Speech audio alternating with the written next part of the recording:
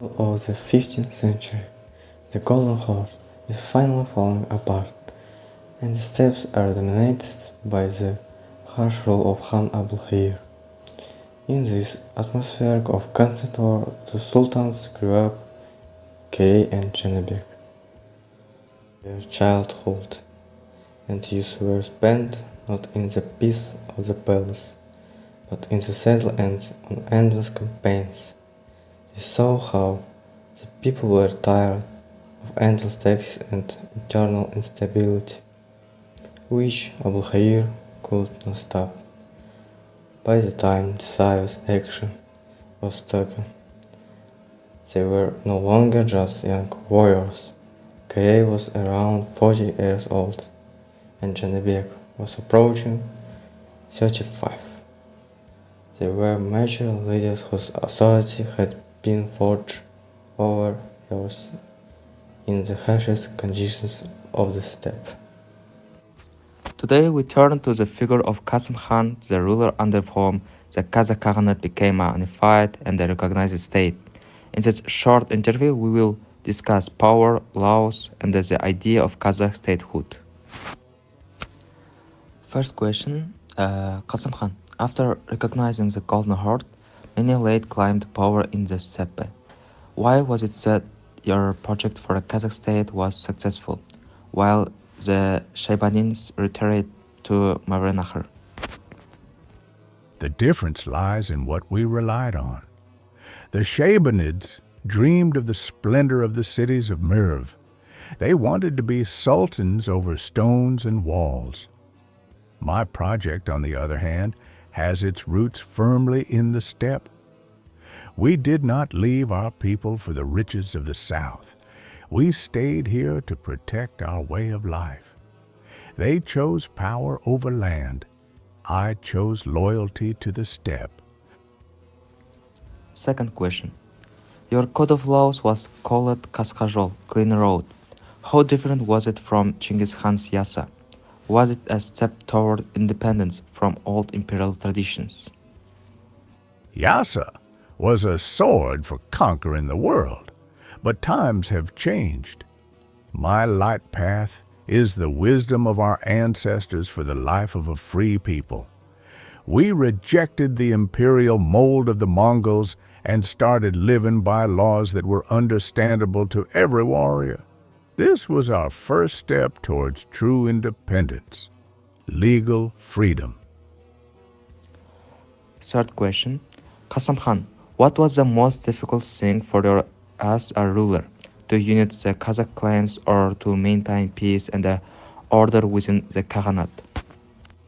Uniting free people is a great task, but maintaining peace is much more difficult. Kazakhs love freedom more than life itself. Maintaining order is like holding dry sand in your hands. If you squeeze too hard, it will slip through your fingers. If you relax your grip, it will be scattered by the wind.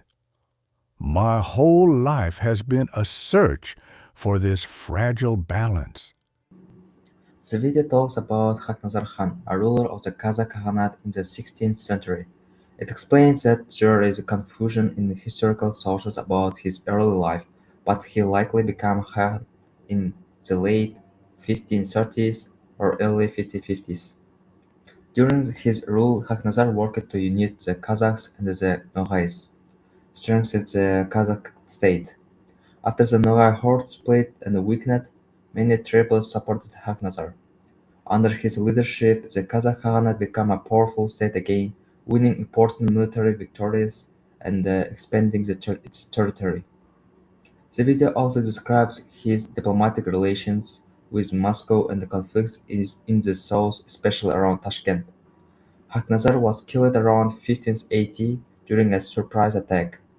After his death, his name disappeared from the courts, and the idea of the Kazakh being called Alash became more common in traditions. The tactics of Tauekel Khan were far removed from usual step raids. It was high politics, backed by steel and cold calculation.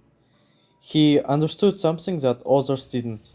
A fortress is taken not only by the sword, but also by time. Rather than throwing his warriors into bloody assaults on high walls, the Khan opted for an exhausting strategy of complete isolation.